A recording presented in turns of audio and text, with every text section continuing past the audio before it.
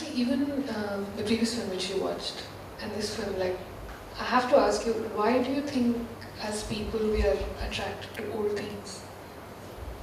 I don't know, for me, especially with old things, there's just something that draws one. I don't know, it's like the possibility of the stories that it has, the life it's lived. And it's like a tangible link to the past. As in, the past is something that's,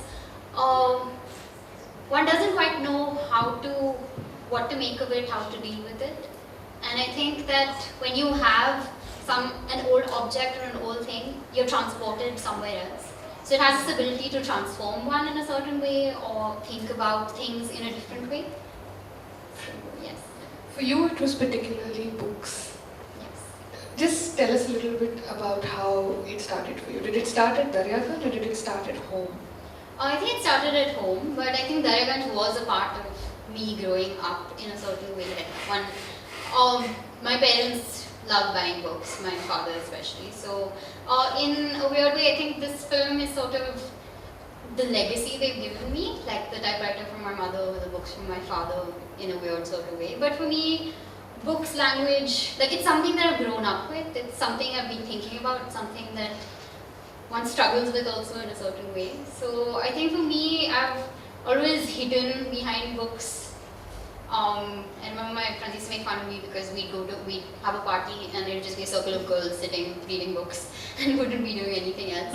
So I think for me, books has just been a part of my childhood, and even with the typewriter, I remember playing on it. Like for me, it was me pretending to be an adult. So my mother would have a typewriter, maybe she's doing something else, and then my sister and I would like play on it, and it was an adult thing. Like, Typewriters are great places. Yeah. But now people don't say second hand, right? They say pre-loved, which, I mean, is emotionally more accurate. And I'm only saying that because that's what's there in your film. Like your film is about loving something not because it has passed, but because you actually see it's still bringing some meaning into your life. Can you just tell us a little bit about, because, and I know this because I know your film from before also, is that you have, which is there so much in your film, this preoccupation with obsolescence. But you also fight it in your film. Just how, because for someone so young, why are you so worried about it? I don't know about that, but no, so it started with, I think all of us sometimes feel that we don't know what we're doing, we don't know what the future holds for us, we don't know if what we're doing is worth anything, means anything. And I think the preoccupation with obsolescence came out of that. It's this, why does time render, like what is this control time has over us? You know, that time decides what something means and the meaning we give to it because of that. So the idea that something loses value in a certain way because it isn't efficient anymore, or it doesn't have, we give something to novelty. I think there is something that we give to novelty, but there's also a beauty to the old or the antique that I'm trying to look at. So for me, I was looking at the books and typewriter in the sense that it's an argument against obsolescence. It's like, so while I was researching, I came across this term called bricolage. So Levi-Strauss talks about how, like, he uses bricolage comes from bricolier, which is the handyman. So how the handyman uses available resources and the know-how to create something new. And for me, when in a course where we were talking about form and content, this became this determined the form. So I was trying to look at things, taking them together, putting them in a new way. And I think that's what the street does. That it takes things, it gives them new meaning, it brings them alive, it transforms them. So I was kind of looking at transformation as an argument against obsolescence, or I'm looking at non-obsolescence. So this preoccupation with one meaning or one way of looking at things, I'm kind of trying to contradict that or look at it in a different way. That one thing can have so many meanings and these meanings also change over time. That's very nice. Does anybody have questions in the audience?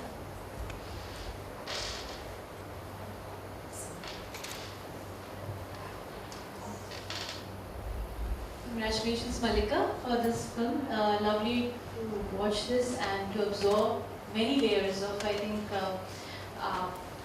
the way you enlarged it. What I had in mind is I was looking at the range of vernaculars which you have dealt with in the film. Was it like deliberate to bring in that layer wherein in the written content you have, especially the typewriting, you have emphasized on the Hindi and you've also brought in Urdu at places, and then especially when we look at the Nayi Sadak in Daryaganj, the books which are there are mostly English and which are coming as pre-loved possessions of people. So this use of vernacular and what is it that you are trying to convey through that? That is what. So the thing is, I wanted to look at an experience of the city, an experience of belonging, and I think language structures so much of that. So the letter is in English. In my head, the letter is in English. The book, the one book that you see is in Urdu, and the typewriter is in Hindi. So I feel like so much of how we experience the city is structured through these languages. It informs our history, it informs our past, it informs how we look at things. And letters and languages is something that also connects the three things for me. The book, the typewriter, and the home in a certain way, and the street. They're all connected through language. So for me, I was also I think the only language I'm really comfortable with is English. I struggle with Hindi a bit.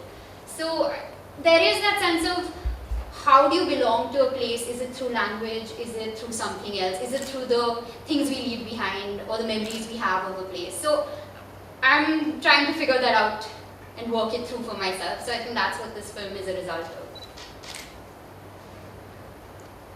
Any other question?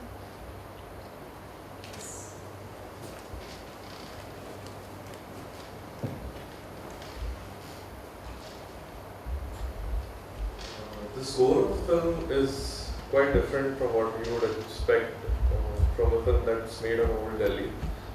It's quite new age, slight dubstep sort of a thing. And it kind of given a coming of age. What made you think of going that way instead of straight up Qawwali or Ghazal or something like that? So one thing is that my sister's partner in the music. So keeping in mind bricolage and making use of resources you have, I was just trying to rally. But that there is an intention behind using that music. I never looked at Daryaganj as this old space or these objects as old things. They're very alive. For me, the street is transformed because of these things. The street comes alive because of these things and also brings these things alive. So for me, it isn't about the past, it's about the here and now. And Daryaganj is an interesting space that's constantly negotiating between the old and the new. So I didn't want this film to be about nostalgia. For me, it is now as we know it. So, But being a millennial yourself, or a near millennial, I'm guessing, I'm sure she can. you didn't actually enlighten on the millennial point of view regarding this topic. Like, it was still a letter from a person who was in the past. So like the score was telling what you just said right now. Score was actually pointing that out. But, so I think the nice thing about books is they can take you somewhere else, and I don't see the need to be a millennial. I don't know. I mean, I am who I am, and this film is what it is. I don't. Yeah. In fact, like what you were saying, right, that this film is not actually about the past and it's not actually about nostalgia, and that comes out the strongest because of the characters you've taken. It's the people who are actually making a living at Daryaganj and out of these objects which we consider old and quaint, but this is a means of living for them. And when they talk about these objects, just like Shivam said about the RLO office, for them it is work, it is livelihood. So did that also inform you, the way they look at things? Yeah, I think they are the film in a certain way, and I think when we're making this film, we're always asked why. And I felt that I saw it in a certain way, and I recognized that, like, I felt an affinity to the way they saw it, and that's why I chose these people, because I recognized the way. I saw things or the way they saw these objects. So I think that I'm really thankful to them to have opened up and shared their stories. So Any While researching, one second, I think they'll need to give you the mic. okay, sure.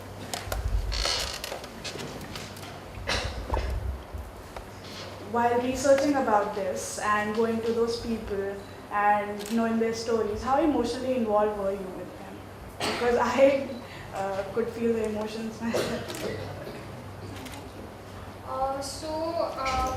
The research period was about 2 months, 3 months, and basically, 2 months I think. Every day I would go. So the Daryaganj is a bit harder because only the Sunday market. So I didn't spend as much time with Shahib Ahmed, but with Rajbala every day I would sit, watch her work. So, and she's been really, really kind to me. And so I think one is always so dependent on the kindness of others, and in a city like Delhi especially, it's so nice to be welcomed and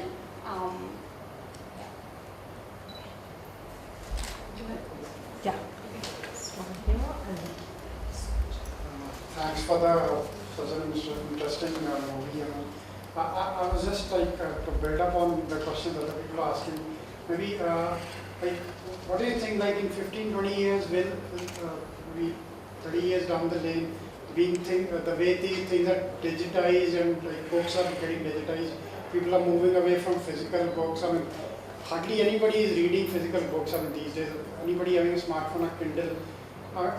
What do you think, like, within 15, 20 years, I mean, will that market exist? I mean, do you think that people will still be buying from that kind of marketplace at the roadside, Daryaganj? I do, because I would go. So.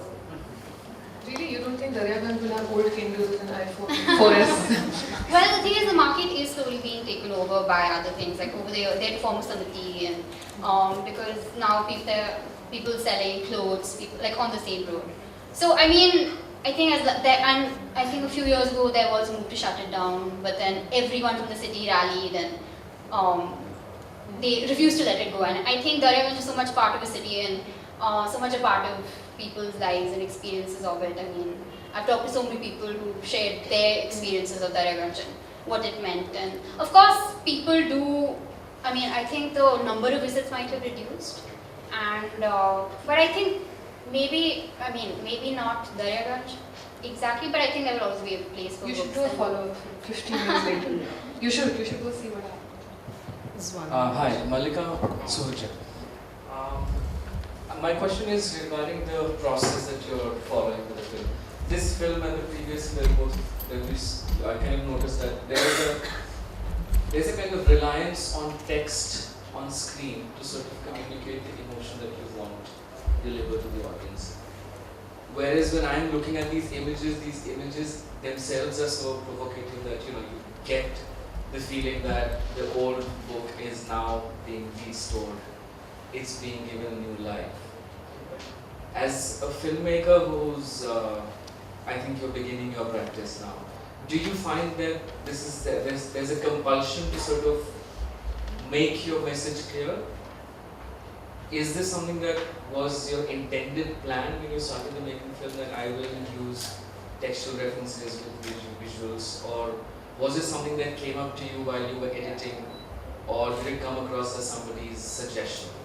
I think it's a bit of both. I think because I knew I wanted to look at language in a certain way and look at words and the relationship between words and letters, somewhere in the back of my mind I knew I would use text. I didn't know how.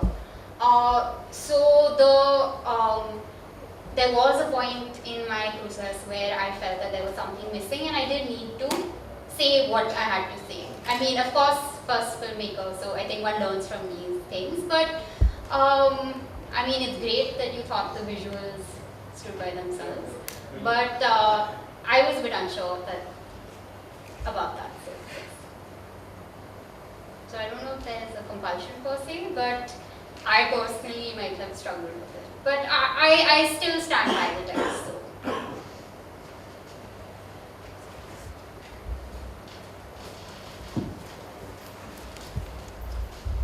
Hello, Mallika. You mentioned in the synopsis, the film is an attempt to explore the world of objects and their relationship to time, value and family. So I find this very philosophical. So I want to know your perspective. Can you give a conclusive philosophical insight of your film? I don't know if there's a conclusive philosophical. I mean, it is a conceptual film in that sense because I mean, we were asked to write whys in the beginning when we were pitching this, and apart from the personal and the idea of space and transformation, one of the things I did about was obsolescence and how I personally didn't understand. I mean, I'm trying to grapple with this idea of obsolescence. So, yeah, it's basically about value and our relationship to time and the meaning that we give. I don't know if that's a philosophical, but that's just where I was coming from. So, Thank you so much, Mallika.